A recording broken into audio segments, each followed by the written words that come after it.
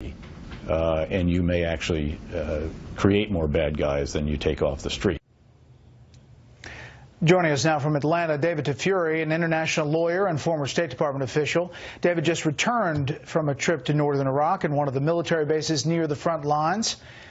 So, David, what do you make of the general's assessment?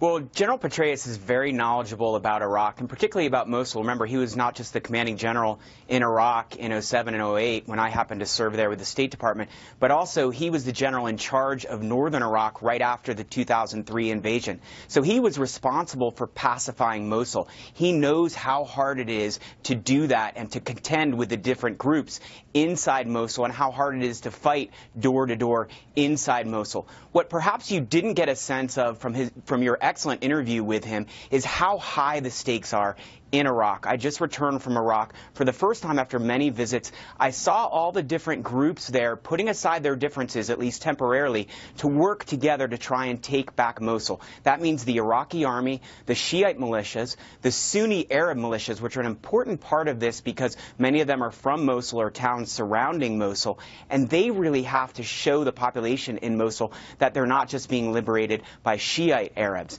And also there are Peshmerga forces who play an important role because they pacified many of the towns around Mosul, and there are even other religious militias like Christian militias and Yazidi militias. It's very complicated to get all of these forces working together. Yeah. They're very soon going to start the operation and approach Mosul and then have to go into Mosul working together with the U.S. playing somewhat of a coordinating role and also doing airstrikes.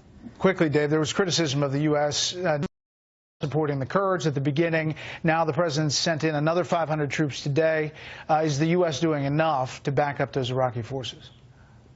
Well, as you know, I work a lot with the Kurds. The U.S. could do more to help the Kurdish Peshmerga. While they're embedded with the Kurdish Peshmerga and the airstrikes have really helped, the Kurdish Peshmerga continue to not have the weapons that they need. They're running out of ammunition. One Kurdish commander told me last week that when they fire one rocket at ISIS, ISIS fires 50 rockets back at them because ISIS is still so much overpowering of the Peshmerga in terms of the equipment and ammunition and heavy artillery that they have. That's an issue that we should look towards.